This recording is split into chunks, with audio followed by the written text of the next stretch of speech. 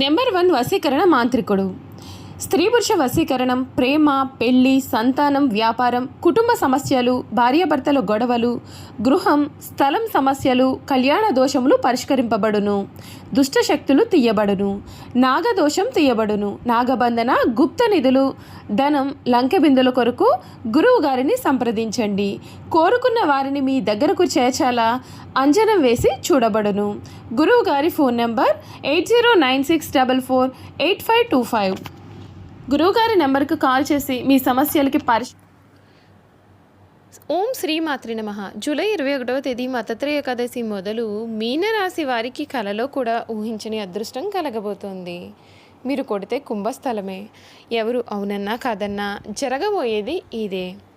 July 21వ తేదీ మతత్రయ ఏకాదశి మొదలుకొని మీనరాశి వారి జీవితం ఏ విధంగా ఉండబోతోంది, వీరికి ఏ విధమైన అదృష్టం కలగబోతోంది, వీరి జీవితం ఏ విధంగా మారిపోతుంది అన్ని విషయాల గురించి కూడా ఇప్పుడైతే మనం క్లియర్గా ఈ వీడియో ద్వారా తెలుసుకుందామండి. అంతకన్నా ముందుగా మీలో ఎవరైనా కొత్తగా కనుక మన ఛానల్ని చూస్తున్నట్లయితే తప్పకుండా వీడియోని లైక్ చేయండి. తప్పకుండా మన ఛానల్ని సబ్స్క్రైబ్ చేసుకోవడం మర్చిపోకండి. సబ్స్క్రైబ్ చేసుకోవడంతో పాటుగా పక్కనే ఉన్న బెల్ ఐకాన్లో ఆల్ని ట్యాప్ చేయండి. ఈ విధంగా చేయడం ద్వారా మేము పెట్టే ప్రతి వీడియో కూడా మీకు నోటిఫికేషన్ రూపంలో కనిపిస్తుంది. మీరు మిస్ కాకుండా మన వీడియోని చూడగలుగుతారు. ఇక వీడియోలోకి వెళ్ళిపోయి ఈ మీనరాశి వారి గురించి పూర్తి విషయాలు తెలుసుకుందాం. మీనరాశి వారికి సమయం పెద్దల సూచనలు పాటించి ముందుకు సాగడం చాలా మంచిది. ఆర్థికంగా లాభాలు సొంతం చేసుకుంటారు. సమయానుకూలంగా వ్యవహరిస్తే విజయవంతులు అవుతారు. హనుమాన్ ఆరాధన మీకు శ్రేయస్కరం. మంచి బుద్ధిబలంతో పనులను ప్రారంభించండి. మనోబలంతో నిర్ణయాలు తీసుకుని వాటిని మీరు అమలు చేస్తే చాలా మంచి ఫలితం మీకు దక్కుతుంది.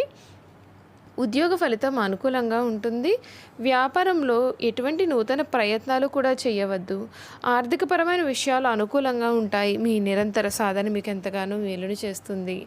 ఆరోగ్యం విషయంలో శ్రద్ధ వహించండి. శ్రీ సూర్యనారాయణ మూర్తిని స్మరించండి. మీకు అన్ని విధాలుగా కూడా ఉన్న ఆటంకాలు తొలగిపోతాయి. మీ జీవితం మునుపెన్నడూ కూడా చూడని రీతిలో ఈ సమయంలో మార్పులు అనేవి చెందబోతూ ఉంది.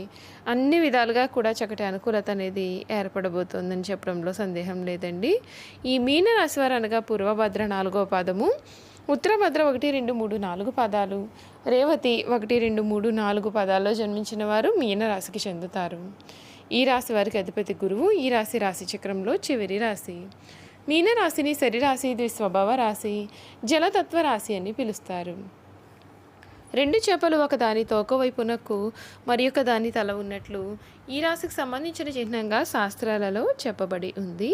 ఈ మీనరాశికి సంబంధించినటువంటి వారికి ఈ సమయం అంతా కూడా చాలా అనుకూలమైన వాతావరణం అయితే కనిపిస్తుంది. మీరు కోరుకున్న జీవితం ఏదైతే ఉందో ఆ జీవితమే మీకు లభిస్తుంది.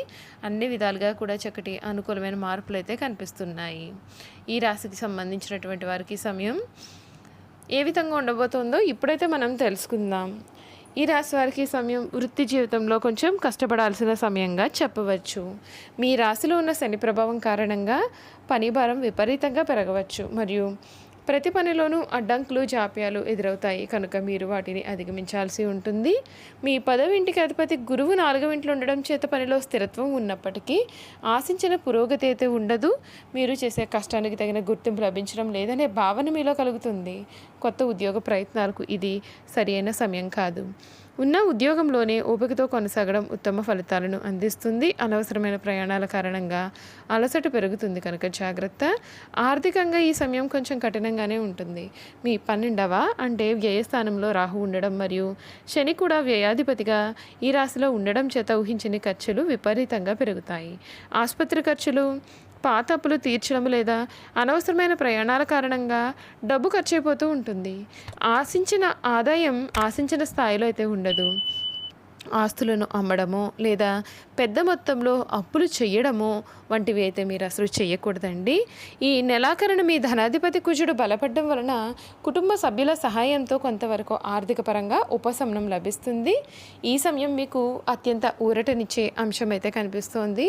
మీ కుటుంబ జీవితం మీ రాశి అధిపతి సుఖ స్థానాధిపతి అయిన గురువు 4వ ఇంట్లో ఉండడం చేత మీకు హంస యోగం ఏర్పడుతుంది. ఇది ఒక అద్భుతమైన యోగము. కుటుంబ సభ్యుల నుండి ముఖ్యంగా తల్లిగారి నుండి మీకు పూర్తి మద్దతు కూడా ఉంటుంది. ఇంట్లో ప్రశాంతమైన ఆధ్యాత్మిక వాతావరణం ఉంటుంది. మీ సమస్యల నుండి సేద తీరడానికి మీ ఇల్లే మీకు ఒక కోటలాగా పనిచేస్తుంది. మీ జీవిత భాగస్వామి వారి యొక్క వృత్తిలో కూడా చాలా అభివృద్ధి అనేది సాధించబోతున్నారు. ఈ రాశి వారికి పిల్లల విద్యలో రాణించే అవకాశాలు ఉన్నాయి. ఆరోగ్యపరంగా కూడా ఇది కొంచెం సాధారణంగా ఉంటుంది.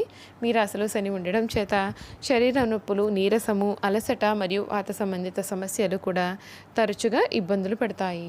12వ ఇంట్లో రాహువు వలన నిద్రలేమి, మానసిక ఆందోళన ఉంటాయి. అయితే మీ 6వ ఇంట్లో కేతు ఉండడం చేత మీరు రోగాలను సమర్థవంతంగా ఎదుర్కొని వాటి నుండి త్వరగా కోలుకునే శక్తిని మీరు పొందవచ్చు.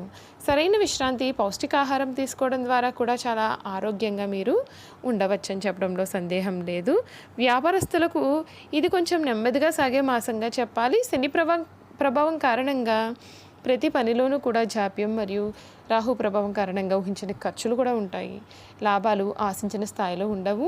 వ్యాపార విస్తరణ లేదా కొత్త పెట్టుబడులకు ఇది ఎంత మాత్రము కూడా అనుకూలమైతే కాదండి. అయితే కుటుంబ సభ్యుల మద్దతుతోనే లేదా రియల్ ఎస్టేట్ సంబంధిత పనుల ద్వారా కొంతవరకు లాభాలు కలగవచ్చు. ఈ సమయం వ్యాపారంలో మార్పులు జరిగే అవకాశాలు కూడా మీ జీవితంలో కనిపిస్తూ ఉన్నాయని చెప్పడంలో సందేహం లేదు. చూశారు కదా, మీనరాశి వారి గురించి తెలుసుకున్నారు కదా. ఇక వీరి గుణగణాలు, వీరు చేయాల్సిన జాతకపరమైన పరిహారాలు కూడా తెలుసుకుందాం. మీనరాశికి సంబంధించినటువంటి వారు చాలా స్వసిద్ధంగా, చాలా మంచివారుగా చెప్పాల్సి ఉంటుంది. ఈ రాశి వారు ఏ విషయాన్ని కూడా రహస్యంగా దాచుకోరు. ఎటువంటి దాచుకునే ఆలోచన కూడా వీరిలో ఉండదు. రహస్యంగా దాచుకోవడం వీరికి చేత కాదని కూడా చెప్పాలి. ఇతరులకు అపకారం తలపెట్టడం, కుట్రలు పొందడం కూడా వీరికి ఏమాత్రము కూడా చేత కాదు. వీరు చూడడానికి ఆవేశపరులుగా కనిపిస్తారు, కానీ వీరికి దుష్టబుద్ధి ఏమాత్రము ఉండదండి. వీరికి ఎవరిపైనైనా కోపం వస్తే వారిలో వారే బాధపడతారు, కానీ అవతల వ్యక్తి మీద కక్ష మాత్రము తీర్చుకోరు.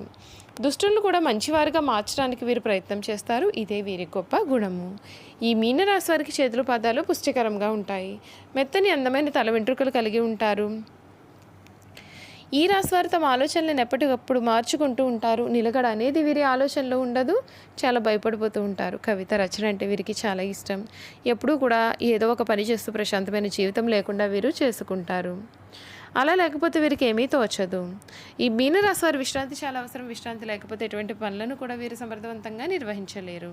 మీనరాశి వారికి శారీరక అనారోగ్యం కన్నా కూడా మానసిక అనారోగ్యం అధికంగా ఉంటుంది. అనేక విషయాల్లో మానసికంగా ఆందోళన చెందుతారు. శారీరకంగా వీరు చాలా దృఢంగా ఉన్నప్పటికీ పనులు చేయడంలో వీరు చాలా కంగారు పడుతూ ఉంటారు. పనులను ఎక్కువగా చేయడం వలన, అతివేగంగా తొందరగా చేయడం వలన వీరు ఎప్పుడు కూడా అలసిపోతూ ఉండే స్వభావాన్ని కలవారుగా ఉంటారు. సాధారణంగా ఈ మీనరాశిలో జన్మించిన వారు ప్రశాంతమైన మనసును కలిగి ఉంటారు. కోపం త్వరగా రాదు. ఒకవేళ కోపం వస్తుంది చాలా విపరీతంగా ఉంటుంది. వృత్తి ఉద్యోగాలు స్వయంగా పుచ్చుకునే సామర్థ్యాన్ని వీరు కలిగి ఉంటారు. మీనరాశి వారు వీరి జీవితంలో స్థిరత్వం కోసం చాలా కష్టపడతారు. వృత్తి ఉద్యోగాల్లో చాలా ఒడిదుడుకులు అనేవి వీరికి తరచుగా వస్తూ ఉంటాయి. చూసారు కదండి, మీనరాశి వారి గురించి అయితే క్లియర్గా తెలుసుకున్నారు కదా. ఈ వీడియో కనుక మీకు నచ్చినట్లయితే తప్పకుండా వీడియోని లైక్ చేయండి. తప్పకుండా మన ఛానల్ని సబ్స్క్రైబ్ చేసుకోవడం మర్చిపోకండి. సబ్స్క్రైబ్ చేసుకోవడంతో పాటుగా పక్కనే ఉన్న బెల్ ఐకాన్లో ఆల్ని ట్యాప్ చేయండి. ఈ విధంగా చేయడం ద్వారా మేము పెట్టే ప్రతి వీడియో కూడా మీకు నోటిఫికేషన్ రూపంలో కనిపిస్తుంది. మీరు మిస్ కాకుండా మన వీడియోని చూడగలుగుతారు. Thank you for watching.